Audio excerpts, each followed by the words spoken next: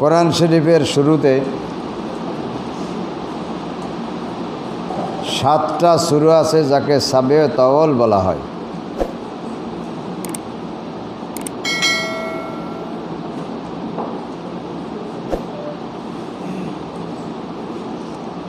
একশো আয়াতের উপরে যেগুলো যে সূরা তাকে বলা হয় মিন, তারপরে মাসানি, তারপরে মুফাসসালাত। এই দিক দিয়ে লক্ষ্য করলে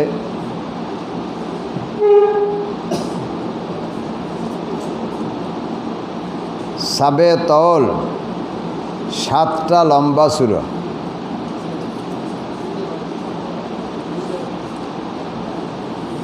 সূরা ফাতিহা বাদ দিলে সূরা আনফাল 7 নম্বরে পড়ে।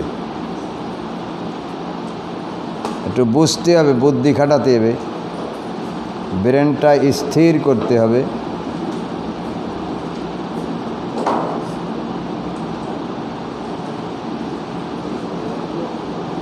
সাত নম্বরে কোন সূরাটা পড়ে? সূরা আনফাল পড়ে। সূরা আনফালের আয়াত সংখ্যা মাত্র 75। 7টা বড় সূরা যদি হয় তাহলে সূরা আনফালের আয়াত সংখ্যা 75। একটু লক্ষ্য করে দেখবেন, ধরবেন। সারাবাদ খুলে দেখতে হবে, খুলে দেখতে হবে। কথাগুলো সবসময় জেহেনে থাকেও না, বলাও যায় না। কালকে তো কিছুই বলি নেই, কিছুই বলতে পারি না। পরে মনে হয়েছে আরে কথা তো অনেক রয়ে গেছে, সময়ও ছিল না।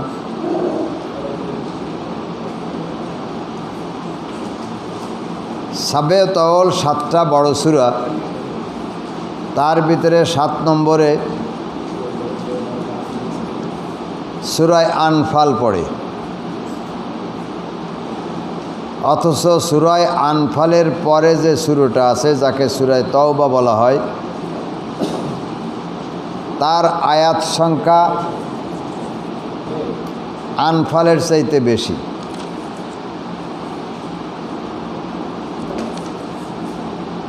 কত?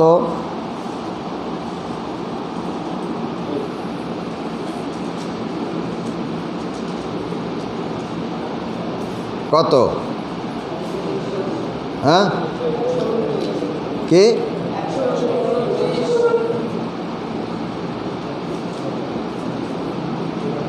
কি কয়? সারাবাদ কত?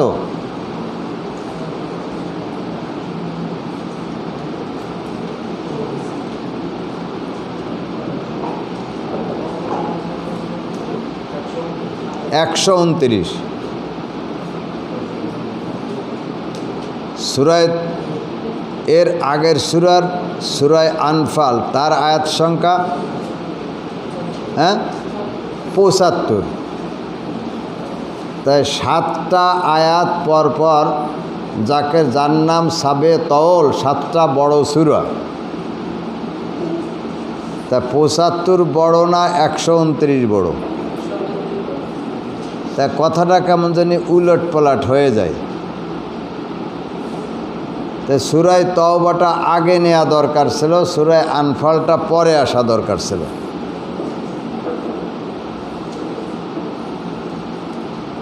এই প্রশ্নের জবাব দিতে গিয়া আমরা যদি একটা জায়গা লক্ষ্য করি, এক প্রকার জবাব হয়ে যায়। একটু ভালোভাবে দেখেন, লক্ষ্য করেন, ধরেন। সূরা তাওবা যেখান থেকে শুরু হয়েছে, সমস্ত সূরার শুরু অবস্থায় বিসমিল্লাহ লেখা আছে। এই সূরা তাওবার শুরু থেকে বিসমিল্লাহ লেখা আছে? দেখছেন? বিসমিল্লাহ লেখা নাই। বোঝা গেল এইটা সূরার শুরু না। বিসমিল্লাহ লেখা হয়েছে আগে সূরা আনফাল, সেখান থেকে এই সূরা আরম্ভ হয়েছে। আর এই দুইটা সূরা মিলে একটা সূরা হয়েছে। এখানে তওবা নামকরণের আর একটা কারণ আছে।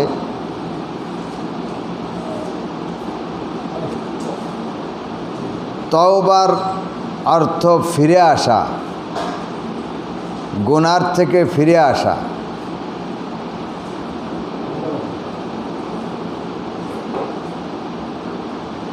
আল্লাহ পাক রব্বুল আলামিন সূরা বারাত বা তওবার শুরু যেখানে একেবারে শুরু আয়াতই এরকম নাজিল হয়েছে, বারাআতুম মিনাল্লাহি ওয়া রাসূলিহি, আল্লাহ আর আল্লাহর রসুল মুশরিকদের থেকে হাত ধুয়ে উঠছে। অর্থাৎ আল্লাহ আল্লাহর রসুল মুশরিকদের ধার ধারে না। মুশরিকদের সঙ্গে আল্লাহ আল্লাহর রসুলের সম্পর্ক নাই। যদিও আমরা মুশরিকদের সঙ্গে সম্পর্ক রক্ষা করিয়া চলি, এটা দুনিয়ার হাইসিয়তে। মুশরিক মানে যারা নাকি এক আল্লাহ ছাড়া অন্যদেরকে মাবুদ মানে, যেমন আমাদের দেশের হিন্দুরা, সম্পর্ক আছে না তাদের সঙ্গে? আমাদের সম্পর্ক আছে, কিন্তু ঈমানি সম্পর্ক নাই তাদের সঙ্গে। সম্পর্ক নয়, ঈমানি সম্পর্ক। তো ঈমানি সম্পর্ক থেকে আল্লাহ আল্লাহর রসুল তাদের থেকে হাত ধুয়ে উঠছেন, তাদের ধারে না, যেহেতু তাদের ঈমান নাই। তাদের যা হয় হয়ে যাক। আমি যদি একটা ছাত্রকে বলি আমি তোমার ধারি না, তার অর্থ কি? তুমি পড়ো না পড়ো, থাকো না থাকো, তোমার সাথে আমার এ ব্যাপারে কোনো সম্পর্ক নাই। আল্লাহ আল্লাহর রসুল বললেন, মুশরিকদের সঙ্গে যারা অগ্নি পূজক, পুতুল পূজক, গাছ পূজক, মাছ পূজক, তাদের সঙ্গে আমার কোনো সম্পর্ক নাই। এখন আমরা যে অনেকে সম্পর্ক রক্ষা করতেছি মুশরিকদের সাথে, মাছ পূজা, গাছ পূজা, পুতুল পূজা ইত্যাদি ইত্যাদি যারা পূজা অর্চনা করে, আল্লাহ ছাড়া অন্যদেরকে মাবুদ মনে করে, এটা আসলে ঈমানি দায়িত্ব হিসেবে নয়, ঈমানের দিক দিয়ে নয়। তাদের সঙ্গে সৎ ব্যবহার বজায় রাখবো এই দিক দিয়ে। তাদেরকে আমরা কোনো কষ্ট দেব না, তারাও আমাদেরকে কষ্ট দেবে না, কিন্তু ঈমানি হাইসিয়তে তাদের সঙ্গে আমাদের কোনো সম্পর্ক থাকবে না। একে বলা হয় বারাআত। সূরার নামকরণ হিসেবে এক একটা সূরার এক একভাবে নাম হয়েছে। যেহেতু এখান থেকে বারাআতের কথা বলা হয়েছে, ধার না ধারার কথা বলা হয়েছে, এই জন্যে এই সূরাটার নাম এখান থেকে একটা সূরা মনে করিয়া এখানে নাম রাখা হয়েছে সূরা বারাত। আসলে মূল দিকে লক্ষ্য করতে গেলে দেখা যায় এটা সূরা আনফাল। আনফাল সূরা তওবা, বারাত এটাও আনফালের অংশ। যেহেতু কোরআন শরীফের শুরু দিক দিয়া যে আয়াতগুলি আসছে সেটা 100 আয়াতের ঊর্ধ্বে, 100 আয়াতের ঊর্ধ্বে, কিন্তু মাঝখানে সূরা আনফালে আসে মাত্র 75 আয়াত, সূরা তওবায় 129 আয়াত, সূরা ইউনূস 109 আয়াত। তা মাঝখানে সূরা আনফাল মাত্র 75 আয়াত হবে, এটা যুক্তিসঙ্গত মনে হয় না। শুরু দিক দিয়ে যেহেতু আয়াতের সংখ্যা বেশি, এই জন্য আনফালকে যদি তওবার সঙ্গে মিলে দেওয়া হয় তাহলে 100 কত হয়? 75 আর 29 যা হয় তাই হবে, 100-র ঊর্ধ্বে হবে। 200-র কত হয়? 29 আর 75।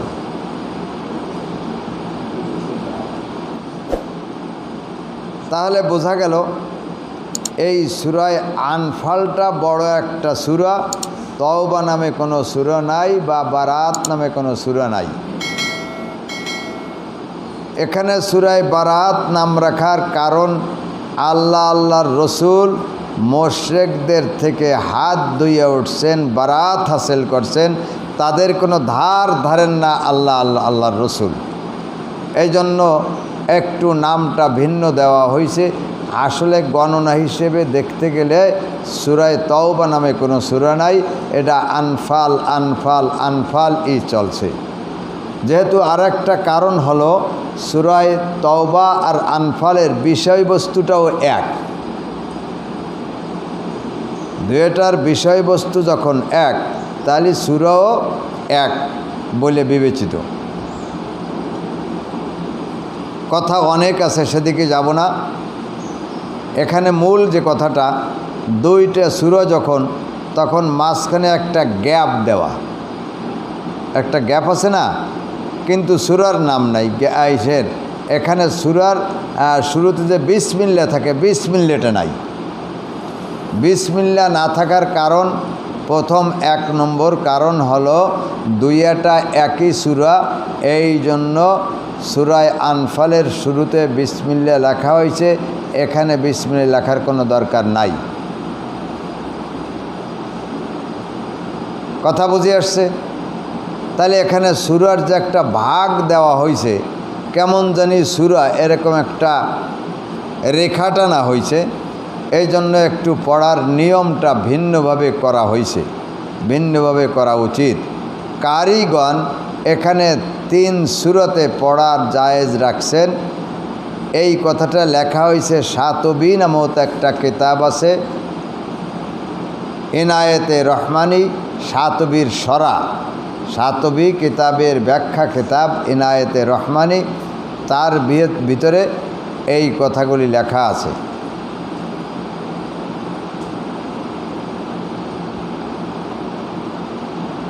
তিন সূরাত কি 3 রকম পড়ার নিয়ম এখানে আছে। তাই এই 3 সূরাত পড়ে শোনাচ্ছি, এটি আমার গুরুত্বপূর্ণ কথা। আউযু বিল্লাহি মিনাশ শাইতানির রাজীম, বিসমিল্লাহির রহমানির রহিম।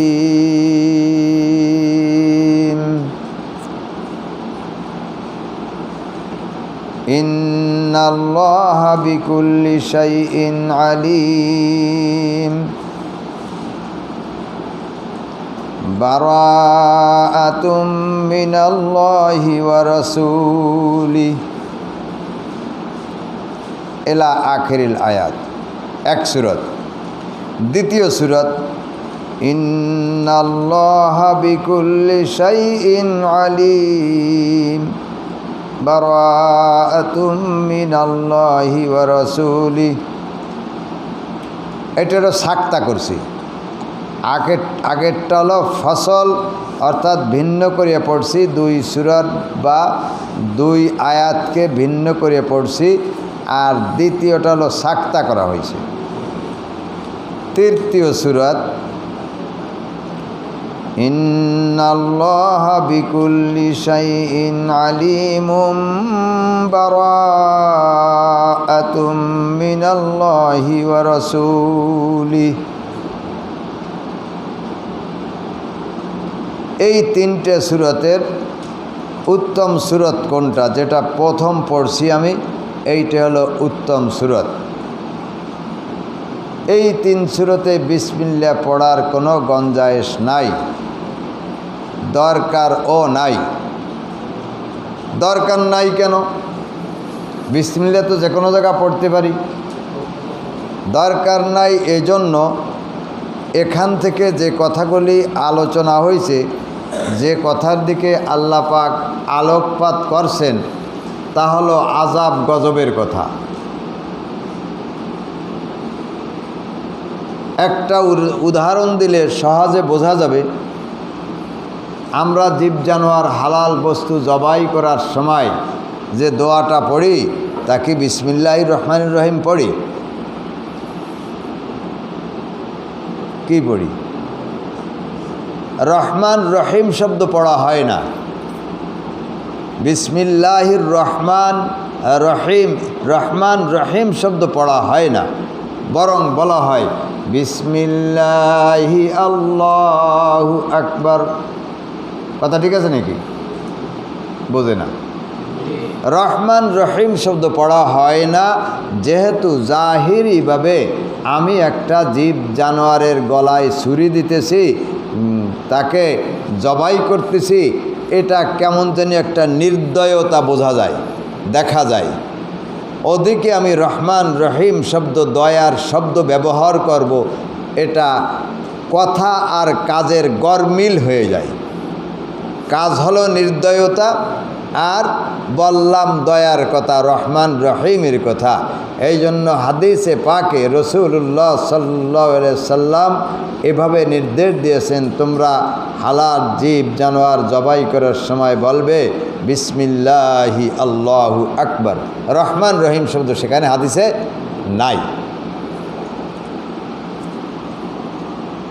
এই জন্য এই সূরার শুরুতে যেহেতু আল্লাহ পাক মুশরিকদের কাছ থেকে, মুশরিকদের থেকে হাত ধুয়ে উঠছেন, এরা কাফের মুশরিকদের প্রতি একটা নির্দয়তার লক্ষণ, এই জন্য এখানে বিসমিল্লাহ পড়ার অবকাশ নেই।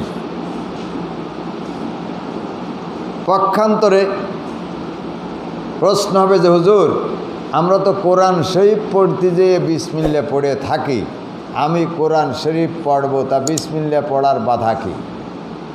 হ্যাঁ, কোন মুফাসসিরিন হযরত লিখছেন যে বিসমিল্লাহ পড়া দোষ নেই, কিন্তু এই অবস্থার উপরে এই আয়াত শুরু করব আর বিসমিল্লাহ পড়ব, এটা একটু কেমন দেখায়।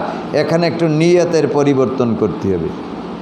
নিয়তের পরিবর্তন, আল্লাহ পাক বলছেন যে যখন তোমরা ফাইজা কোরআতাল কোরআন ফাস্তাইজ বিল্লাহি মিনাশ শাইতানির রাজিম আউযু বিল্লাহ পড়বা, আর শুরু অবস্থায় বিসমিল্লাহও পড়বা। আর এটা শুরুর শুরুতে বিসমিল্লাহ পড়াটা সুন্নাত। এই জন্য হয়তো বা এখানে সূরার শুরু যদি হয় তাহলে বিসমিল্লাহ পড়লাম। নিয়ত কি? নিয়ত যে কোরআন শরীফ পড়তেছি। আর যদি আসলে এই আযাব গজবের সূরা পড়ব এই হিসেব হলে বিসমিল্লাহ পড়া ঠিক হবে না। এলে এক সূরাত, ফসলের সূরাত। আর এক সূরাত হলো সাক্তা। সাক্তা করব কিভাবে? ইন্নাল্লাহা বিকুল্লি শাইইন আলীম বারাআতুম মিনাল্লাহি ওয়া রাসূলিহি ইলাল্লাযীনা আহাদতুম মিনাল মুশরিকিন। এখানে বিসমিল্লাহ পড়ার দরকারই নেই, যে তুমি সাক্তা করতেছি। আর এক সূরাত হলো ইদগাম করা। ইদগাম করা অসলের সূরত যেটা, ইন্নাল্লাহা বিকুল্লি শাইইন আলীমুম বারাআতুম মিনাল্লাহি ওয়া রাসূলিহি, এভাবে পড়ে যাব। মোট কথা, বেশি কথা মনে রাখা যাবেও না, পারবেও না অনেকে। এই সূরাটা আযাব গজবের কথা শুরুতে এখানে বলা হয়েছে, এই জন্য আযাব গজব আর দয়া একত্রিত হতে পারে না। কাজে কাজে বিসমিল্লাহ এখানে লেখা হয় নাই। কোরআন শরীফ এর আয়াত হিসেবে যদি কেউ পড়ে তা পড়তে পারে, উত্তম নয়, পড়লেই পড়তে পারে। আবার এই সূরার মাঝখান দিয়ে যদি কেউ পড়ে অন্য আয়াত, তাও পড়লে পড়তে পারবে, অসুবিধে নাই।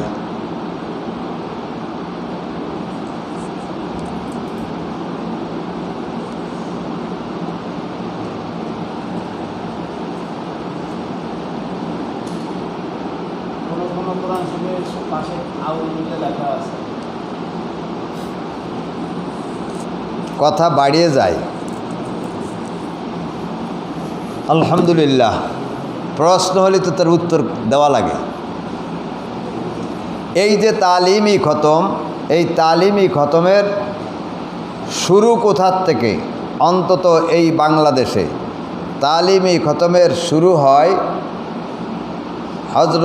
হজরতুল আল্লাম কারি মাওলানা ইব্রাহিম সাহেব উজানি নগরও বলে কেউ কেউ। উনি এই কারি ইব্রাহিম সাহেব উনি ওনার জীবনভর সারা জীবন হিনা হায়াতে এই যে আমরা যেরকম তালিমি খতম করতেছি, উনি দেশে দেশে ঘুরিয়ে মানুষকে কোরআন শরীফ শিক্ষা দিতেন। এভাবে তালিমি খতম করতেন, কোরআনের ভিতর কোথায় কি আছে এগুলি মানুষকে শিখাতেন। এইভাবে উনি একবার বটতলি জনাবলার বাড়িতে, বটতলি একটা মাদ্রাসা আছে আল্লাহর রহমত, সেখানে আমি গেছি এবং বটতলি জনাবলা ছিলেন কারি ইব্রাহিম সাহেবের, অর্থাৎ মমিনবাড়ি কারি ইব্রাহিম সাহেবের ভাইরা না বিয়ে, অর্থাৎ কারি মমিনবাড়ি কারি ইব্রাহিম সাহেবের মেয়ে বিয়ে দিয়েছেন বটতলি জনাবলার ছেলের সাথে। তো বিয়েই হয় না, বিয়েই। এই বটতলি জনাবলার বাড়িতে, ওনার নাম আব্দুল আজিজ সাহেব রহমতুল্লাহ আলহি, জনাবলাই বলে খ্যাত। এই জনাবলার বাড়িতে আমিও গেছি আল্লাহর রহমতে। আর ওই জনাবলার সেই পোতা একটা আমার সাথে পড়ছে, দুইজন পাশাপাশি থাকতাম। আলহামদুলিল্লাহ, ওখানে গিয়ে নতুন একটা জিনিস দেখলাম, আল্লামা থানবী রহমাতুল্লাহ আলাইহের গায়ের একটা জামা আর একটা বালিশ, মাথায় নিচে দেওয়া বালিশ আর একটা গায়ের জামা দেখলাম। এই জামার বালিশ, এই দুইটি জিনিস হজরত মাওলানা আব্দুল আজিজ সাহেব রহমাতুল্লাহ আলাইহি বটতলির জনাবলাকে উনি হাদিয়ে দিয়েছিলেন। ওস্তাদের ছাত্রকে হাদিয়ে দেয়, এটা খুবই একটা আশ্চর্য কথা, নূতন কথা।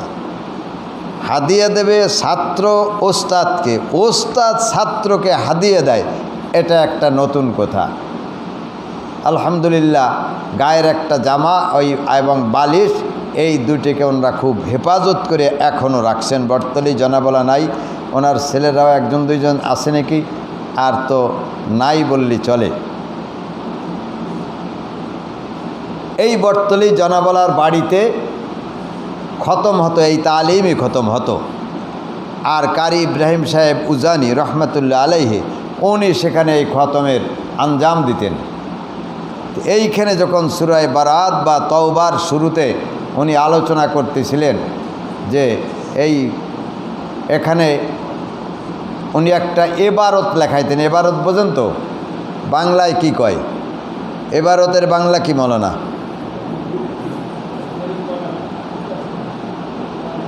বাক্য আর কি, হ্যাঁ? এবারতের বাংলা শব্দ কি? হ্যাঁ, এবারত এই যে আমরা পড়ি লাইন, আমরা পড়ি না, এই যে এবারত পড়ি, জের জবর ফের দিয়ে পড়ি, যে এই পড়াটারে কি কয় বাংলায়? যাক, পঠনই বলি, পঠন, পড়া, তাই বললাম। হ্যাঁ, পঠনই বলি। এই যে পড়াটা যখন তিনি তেলাওয়াত করতেন, এই সূরায় বটতলি জনাবলার বাড়িতে তালিমি খতম হচ্ছে, এই সূরা পড়বেন, তখন উনি সমস্ত উপস্থিত শ্রোতা ছাত্র যারা ছিল তাদেরকে, ওনার নিয়মই ছিল এই ধরনের খতমে একটা এবারত লেখাই দিতেন, একটা বাক্য লেখাই দিতেন। এবং এখনও অনেক কোরআন শরীফে পাওয়া যায়। আপনাদের কারুর আছে নাকি জানি না, দেখেন আছে নাকি? আউযু বিল্লাহি মিনান নার ওয়া মিন শাররিল কুফফার ওয়া মিন গযাবিল জব্বার, আছে নাকি কারুর? কারুর কোরআন শরীফে আছে?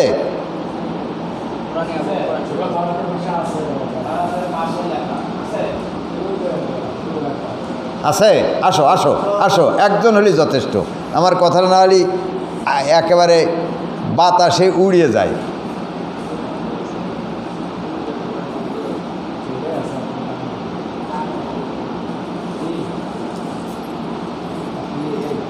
এই যে লেখা পাইছি, আউযু বিল্লাহি মিনান নার ওয়া মিন শাররিল কুফফার ওয়া মিন গযাবিল জাব্বার আল ইজ্জাতু লিল্লাহি ওয়া লিরাসূলিহি ওয়া লিল মুমিনিন। কেমন জানি কোরআন শরীফ এরকম বোঝা যায় না? এই ইবারতটা কারি ইব্রাহিম সাহেব উজানি রহমাতুল্লাহ আলাইহের ওনার এবারত উনি এটা লেখাই দিতেন। এই তালিমি খতমে যারা উপস্থিত থাকতো সমস্ত ছাত্রদেরকে লেখাই দিতেন। বটতলী জনাবলার বাড়িতে এই তালিমি খতম যখন হচ্ছে উনি তখন এই এবারত লেখানো শুরু করছেন। আর বটতলী জনাবলা হজরত মৌলানা আব্দুল আজিজ সাহেব রহমাতুল্লাহ উনি বহুত বড় মহাক্কিক বুজুর্গ আলেম ছিলেন। থানবী রহমাতুল্লাহ আলাইহের একজন নিকটবর্তী খলিফাও ছিলেন, ওনাকে খেলাফতিও দিছিলেন। ওই খেলাফতি দেওয়ার সময় ওনার একটা জামার একটা বালিশ দিয়ে দিছিলেন, যাও। সেই বালিশের জামা এখনও আছে। তো এই বটতলী জনাবলা মহাক্কিক, বহুত বড় মহাক্কিক আলেম। আজকাল আমাদের দেশে মেখুল তর্জের একটা মাদ্রাসা আছে, তার নাম হলো মেখুল তর্জের মাদ্রাসা। জানেন আপনারা কেউ? হ্যাঁ, মেখুল তর্জের মাদ্রাসা আসলে এই মেখুল তর্জের মাদ্রাসা না, বটতলী তর্জের মাদ্রাসা। মেখুলরা প্রভাব বিস্তার করছে, এই জন্য মেখুল তর্জ হয়ে গেছে, কিন্তু এই তর্জটা হলো বটতলীর তর্জ। বটতলী জনাবলা আল্লামা হজরত মৌলানা আব্দুল আজিজ সাহেব রহমাতুল্লাহ আলাইহে, তিনি থানবী রহমাতুল্লাহ আলাইহির আজাল্লে খলিফা। উনি একা একা মাদ্রাসা চালাতেন, একা, আর কোনো মুদারিস নেই। এবং মিশকাত পর্যন্ত মাদ্রাসা, এই মৌলানা মিশকাত পর্যন্ত মাদ্রাসা। 10 জামাতের যত কিতাব একা পড়াতেন, একা একা একা একা পড়াতেন, কোনো মুদারিস ছিল না।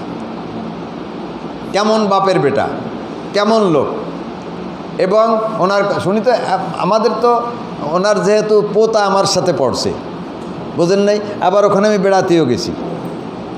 আর আমার ওস্তাদ মঈনবাড়ি হুজুর, তার হলো তাওই, উনি আপন তাওই। ওনার বোন, তার ছেলের বউ, বেটার বউ, কথায় কথা মনে আসে, ওই আবার আমার খতমতো চালাতে হবে।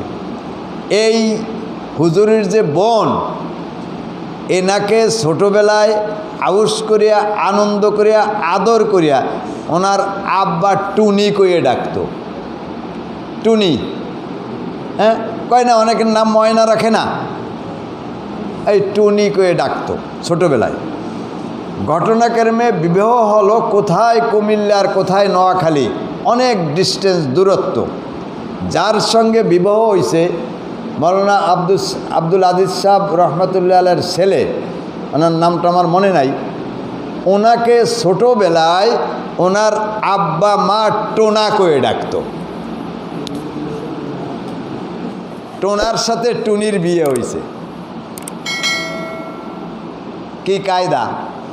আল্লাহর পক্ষ থেকে কলম মারা হয়ে গেছে টোনাটুনি। আল্লাহ আল্লাহ আল্লাহ আল্লাহ।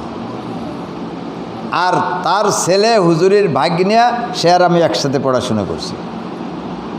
এরপরে একবার যাওয়ারও নওবাত হয়েছে। যাও, এখন ওখানে খতম চলতেছে। এই খতমের সময় কারি ইব্রাহিম সাহেব মরহুম উজানি রহমাতুল্লাহ আলাইহে উনি এই ইবারত লেখাইতেছেন। কি ইবারত? আউযু বিল্লাহি মিনান নার ওয়া মিন শাররিল কুফফার ওয়া মিন গযাবিল জাব্বার আল ইজ্জাতু লিল্লাহি ওয়া লিরাসূলিহি ওয়া লিল মুমিনিন। শরাফাত, এই সাফাটা পরবর্তীতে পাওয়া যাবে না। এই ইবারতটা তুই লিখে রাখ কোরআন শরীফের পাশে। আমার মরার পরে কতিয়ের বিজে ইবারতটা আব্বা লিখে রাখতে কইছিল। আলহামদুলিল্লাহ। এখন যাও, এখন কথা হলো কারি ইব্রাহিম সাহেব মরহুম এই ইবারতটা লেখাইতেছেন। আর আব্দুল আজিজ সাহেব রহমতুল্লাহ আলাইহে উনি পট করে, উনি তো বহুত বড় মুহাক্কিক আলেম, থানবী রহমতুল্লাহ খলিফা, উচ্চ পর্যায়ের খলিফা। অনেক হুজুর রাখেন, কে হয়েছে এটি আপনি কেন লেখাচ্ছেন, এটার দলিল কি, হাকিকত কি, কোরআনের উপর একটা ইবারত লেখাবেন আপনি, এই সাহস আপনাকে কে দিল? কোরআন হাদিসের দলিল প্রমাণ দিয়ে আপনি লিখবেন। কারি ইব্রাহিম সাহেব উজানি রহমতুল্লাহ আলাইহি থক হয়ে গেছেন। তারা তো হক বুজুর্গ, হক লোক ছিলেন, এক কদমও না হকভাবে কাজ করতেন না। উনি চুপ করে গেলেন, চুপ করে গেলে একটু ফিকির করলেন, তারপর বললেন যে হুজুর আপনি তো কথাটা হক কথাই বলছেন, কিন্তু আমি সৌদি আরবে দীর্ঘদিন রয়েছি, ওখানে দেখছি মানুষে এইটে পড়ে। তা আপনি দলিল জিজ্ঞেস করেন নাই? না, সৌদি আরবের লোকেরা পড়ে আর আমি দলিল জিজ্ঞেস করি নাই। হ্যাঁ, তখন উনি বললেন যে না, নাগুপ্তি নাগুপ্তি কাছে বাতুকার অলে কিঞ্চুগুপ্তি দলিল আসবে। আর আপনি কোরআন এবং হাদিস সম্পর্কে কিছু বলতে হলে তার দলিল লাগবে। আপনি দলিল যদি পেয়ে থাকেন দলিল দেবেন, না হচ্ছে নচেত এইটে লেখানো কোরআনের উপরে আর একটা ইবারত লেখানো আপনার মন মতো, এটা চলবে না। বহুত বড় বুজুর্গ কারি ইব্রাহিম সাহেব মরহুম এবং বহুত বড় আলেমও, বহুত বড় আলেম এবং বহুত বড় কারি, খুব সহি করনেওয়ালা মানুষ, সহি বোঝনেওয়ালা মানুষ।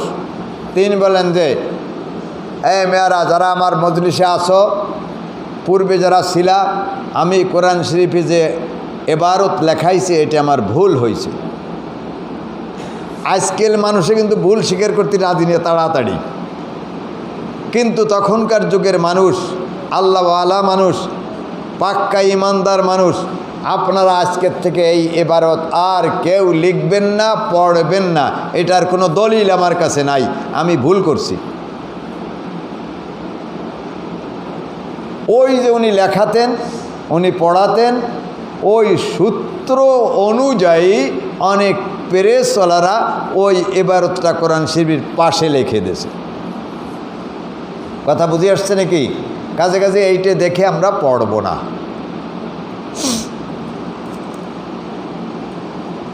কথা সংক্ষেপ, তাহলে এখানে বোঝা গেল 3 সূরাতে পড়া যায়। এক হলো ভাগ করিয়া ইন্নাল্লাহা বিকুল্লি শাইইন আলিম, নিশেষ ছাড়িয়া এরপরে পড়বেন বারাআতুম মিনাল্লাহি ওয়া রাসূলি, 1 সূরাত। 2 সূরাত হলো সাক্তা করা ইন্নাল্লাহা বিকুল্লি শাইইন আলিম, বারাআতুম মিনাল্লাহি ওয়া রাসূলি, সাক্তা করা। আর একটা হলো ইদগাম করা ইন্নাল্লাহা বিকুল্লি শাইইন আলিমুম বারাআতুম মিনাল্লাহি ওয়া রাসূলি। ভাই ইদগাম করলে, ইদগাম মানে মিলানো, ইদগাম মানে কি? মিলানো, লফজি শাব্দিক অর্থ মিলানো, মিলাইয়া ইদগাম মানে মিলানো। কিন্তু ইদগাম করতে গেলে এখানে আর একটা আরবির তাজবিদের কাওয়ায়েদ এসেই যায়। নুন সাকিন তানবিনের পরে বা আসলি কোন কায়দা হয়? নুন সাকিন তানবিনের পরে বা আসলি সে তারা কোন কায়দা কয়? কি কয়? একলাব। ইদগাম বললাম কেন? ইদগাম শাব্দিক অর্থ হিসেবে মিলে পড়া আর কি, একলাব হোক যা হোক না হোক। এই শব্দটা যখন ইদগাম আমি কেতাবে পাইছি তখন আমার মাথায় চক্কর দিছে। ইদগাম আসলো কোন জায়গায়? ইদগাম তো হবে না, হবে একলাব, হবে একলাব। ইদগাম হবে কেন? কেতাবে লেখছে ইদগাম। আমি এই কথাটা যখনই আমার মাথায় চাপছে তখনই আমি মঈনবাড়ি চলে গেছি, তখনই সবক বন্ধ করে চলে গেছি মঈনবাড়ি। শেখার দরকার আছে না, বোঝার দরকার আছে না? আমি গেছি যে হুজুরকে হঠাৎ আসলেন, এখন সবক নাই মাদ্রাসায়, যে হুজুর আছে। কী জন্য আসলেন? হুজুর বেড়াতে আসলাম। এরপরে বললাম হুজুর এই জায়গা কি কায়দা হয়েছে? কায়দা তো একলাভ হয়েছে। তো একলাভ হয়েছে, কেতাবে যে ইদগাম লেখছে, কার মিয়া, এদগাম মানে শাব্দিক অর্থের যে এদগাম মিলিয়ে পড়া। কাওয়ায়েত কি হয়েছে তা লেখে নাই, মিলিয়ে পড়ার কথা কইছে। ও হায় হায় রে, মাথায় কেমন জানি আসমান ভাঙ্গে পড়ছিল, সরে গেছে। কথা বুঝে আসছে নাকি? সামান্য এই জিনিসটুকুর জন্য কিন্তু আমি একেবারে দৌড়ই চলে গেছি মইনবাড়িতে। এখন কেউ জিজ্ঞাসা করে না, কিছু জিজ্ঞেস করে না, সবাই নিজে পারে সব কিছু, কারোর জিজ্ঞেস করার দরকার হয় না। আল্লাহ আল্লাহ আল্লাহ। তাহলে মোটামুটি একটু তো বুঝিয়ে আইছে যে এই জায়গায় বিসমিল্লাহ কেন নাই। এর এক জবাব হলো সারের থেকে সাবেত নাই। সারেকে সারে রসুল্লাহ সাল্লাল্লাহু আলাইহি ওয়াসাল্লাম তিনি এইখানে জিবরাইল সালাম যখন এই আয়াত তেলাওয়াত করছেন তখন বিসমিল্লাহ পড়েন নাই। কাতিবুল ওহি যানরা ছিলেন তানরাও বিসমিল্লাহ লেখার কথা বলেন নাই, যেহেতু এর দ্বারা বোঝা যায় দুইটে সূরার মাঝখানে কোনো ভিন্নতা ছিন্নতা নাই, দুইটে সূরা একই সূরা। আর আয়াতের সংখ্যা হিসেবে বোঝা যায় সূরা আরাফে ছিল 206 আয়াত, সূরা আনফালে এসে হঠাৎ করে 75 আয়াত, আবার সূরা তওবা এসে 129 আয়াত। তা কী করে হয়? হঠাৎ করে 75 আয়াত হইতে পারে না। বিধায় সূরা আরাফের পরেই আনফাল আর তওবা মিলে সূরা আনফাল একটা সূরা।